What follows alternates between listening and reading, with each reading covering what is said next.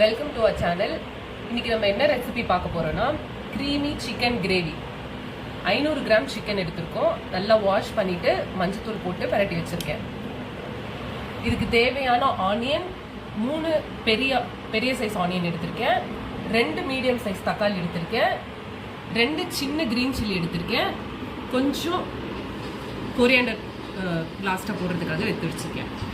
அடுத்ததுக்கு தேவையான spices: chilli powder 1 spoon, 1/4 spoon மஞ்சத்தூள், கொரியாண்டர் பவுடர் 2 ஸ்பூன்ஸ் எடுத்திருக்கேன், கரம் மசாலா 1/4 ஸ்பூன் எடுத்திருக்கேன், அண்ட் கியூமின் பவுடரும் 1/4 ஸ்பூன் எடுத்திருக்கேன். ஜிஞ்சர் கார்லிக் பேஸ்ட் தேவையானது, கர்ட் தேவையான அளவு எடுத்திருக்கேன். லாஸ்ட்டாக இதில் மெயின் கீ இன்க்ரீடியன்ட் என்னன்னா, இந்த பால் ஏடும் முந்திரியும் நம்ம அரைச்சி இந்த கிரேவியில் நம்ம வந்து மிக்ஸ் பண்ண போகிறோம். இப்போ நம்ம ரெசிபிக்குள்ளே போகலாம். இப்போ ஒரு கடாயை ஹீட் பண்ணிவிட்டு தேவையான அளவுக்கு நம்ம ஆயில் ஊற்றிக்கிட்டு, ஆயில் சூடானதுக்கப்புறம் ஒரு சின்னதாக பட்டையும் ஒரு அன்னாச்சி பூவும் போடுறோம். இன்றைக்கி என்கிட்ட பிரியாணி இலை இல்லை, கிராம்பு ஏலக்காய் இது 3மே இல்லை. வேணும்னா நீங்கள் அதை ஒரு ஃப்ளேவருக்கு நீங்கள் ஆட் பண்ணிக்கலாம். இப்போ இந்த நிமிஷத்தில் நம்ம ஆனியனை நம்ம ஆட் பண்ணிக்கலாம்.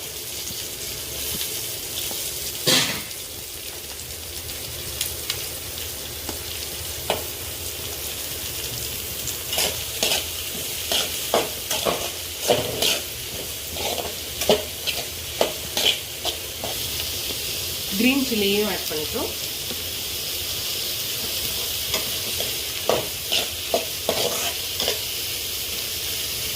இப்போ நம்ம இது நல்லா ப்ரௌன் ஆகுற வரைக்கும் நம்ம ஃப்ரை பண்ணிகிட்டே இருக்கணும். கொஞ்சமாக உப்பு ஆட் பண்ணுறேன், சீக்கிரமாக வதங்கிறதுக்காக.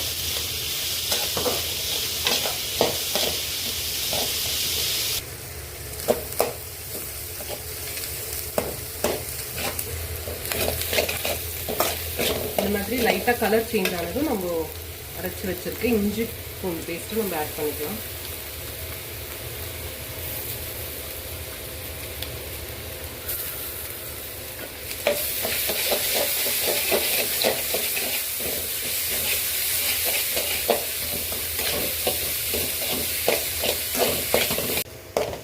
இஞ்சி பூண்டு பேஸ்ட் ஆட் பண்ணதுக்கப்புறமா கொஞ்சம் சிம்மில் வச்சுக்கணும், அப்போ தான் அடி பிடிக்காமல் இருக்கும். முடிஞ்ச வரைக்கும் ஒரு டிஷ் வந்து நம்ம டேஸ்டியாக வரணும்னா ஃபுல் ஃபயரில் வச்சுட்டே சமைக்கணும். எப்பவுமே சிம்லேயும் மீடியம் ஃப்ளோ அப்படி மாற்றி மாற்றி சமைக்கிறத விட கன்சிஸ்டண்ட்டாக ஒரே ஃப்ளேமில் நம்ம சமைக்கும் போது அந்த கிரேவியோட டேஸ்ட் வந்து நம்மளுக்கு நல்லாயிருக்கும். எந்த டிஷ்ஷோட டேஸ்ட்டுமே ஒரே ஃப்ளேமில் வச்சு நம்ம சமைக்கும் போது ரொம்ப நல்லாயிருக்கும். இந்த ரா ஸ்மெல் போனதுக்கப்புறமா நம்ம தக்காளி ஆட் பண்ணிக்கலாம்.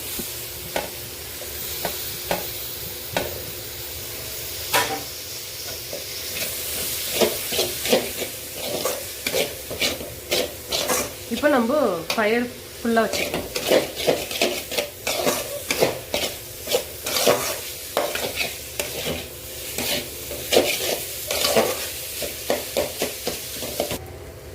இப்போ தக்காளி நல்லா வதங்கினதுக்கப்புறமா நம்ம இந்த ஸ்பைசஸ் எல்லாம் ஆட் பண்ணிக்கலாம். சில்லி பவுடரும் மஞ்சள் பொடி, கொரியாண்டர், கரம் மசாலா, சீரக பொடி எல்லாத்தையும் ஆட் பண்ணிட்டு நல்லா வதக்கணும்.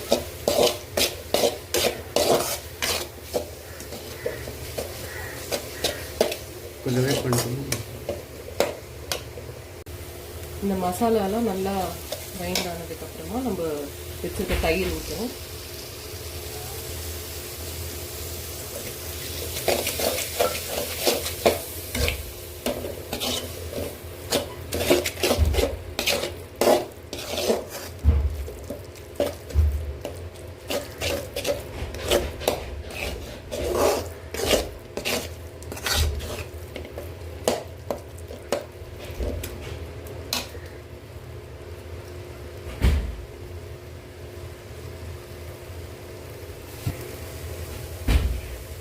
இந்த டைமில் நம்ம சிக்கன் ஆட் பண்ணிக்கலாம். நல்லா பெரட்டிட்டு கரெக்டாக 5 to 6 மினிட்ஸ் நம்ம வந்து மீடியம் ஃப்ளேமில் தட்டு போட்டு மூடி நம்ம வச்சோம்னா சிக்கன் வெந்துடும். அப்புறம் நம்ம தண்ணி ஊற்றி ஆட் பண்ணிவிட்டு ஒரு 20 to 25 மினிட்ஸ்க்கு நம்ம லோ ஃப்ளேமில் திருப்பி நம்ம தட்டு போட்டு மூடி வச்சிட்டோம்னா கிரேவி ரெடி ஆகிடும். லாஸ்ட்டாக நம்ம வந்து அந்த க்ரீமி அரைச்சி நம்ம ஆட் பண்ணிக்கலாம். அந்த ஃப்ரெஷ் க்ரீமையும், ஐ மீன் ஃப்ரெஷ் க்ரீமுக்கு பதிலாக நம்ம எடுத்துருக்கிற முந்திரியையும் பால் எடையும் நம்ம அரைச்சி ஊற்றிட்டோம்னா கிரேவி முடிஞ்சுது.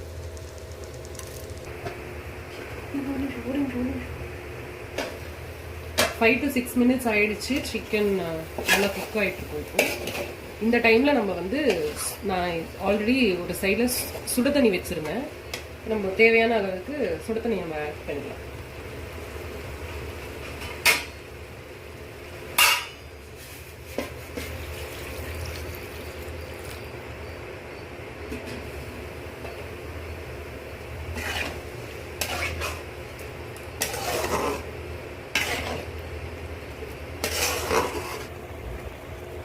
இந்த டைமில் நம்ம வந்து அரைச்சி வச்சிருக்க முந்திரியையும் பால் ஏடையும் நம்ம ஆட் பண்ணுறோம்.